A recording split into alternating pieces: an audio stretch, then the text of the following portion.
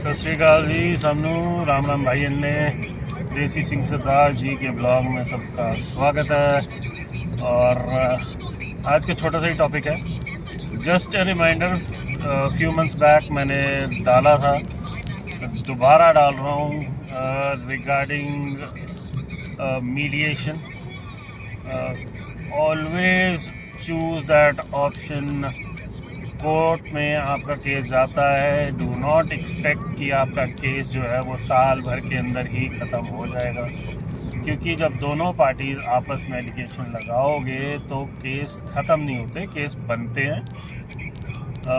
आप एग्रेसिवली झूठ कुछ लिखोगे, दूसरी पार्टी कुछ लिखेगी, फिर आप लोग एक्सपेक्ट कर रहे हो कि नीच लीजिए आप बैठ जाओगे, वो नहीं है आपका।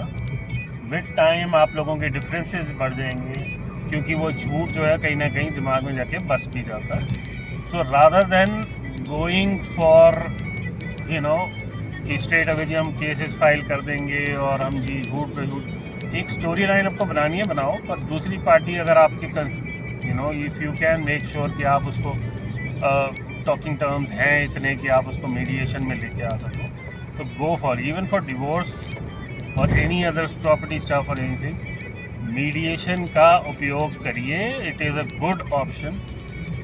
हाँ, ये है कि दोनों पार्टीज़ को ही कॉम्प्रोमाइज़ कहीं ना कहीं करना तो पड़ेगा। ये नहीं है कि आप अगर कहोगे 100% मेरा ही चलेगा, ऐसे नहीं होता। या जी दूसरी पार्टी को ये रिवेंज वाले जो दिमाग में बंदा जो लेके आता है कि मैं रिवेंज ले लूँगा और मैं सबक सिखा लूँगा, कोई किसी को सबक नहीं सिखाता। आप इतने सालों में खुद ही इतने पिस जाओगे कोर्टों के अंदर कि ultimately you would feel कि why did it all started.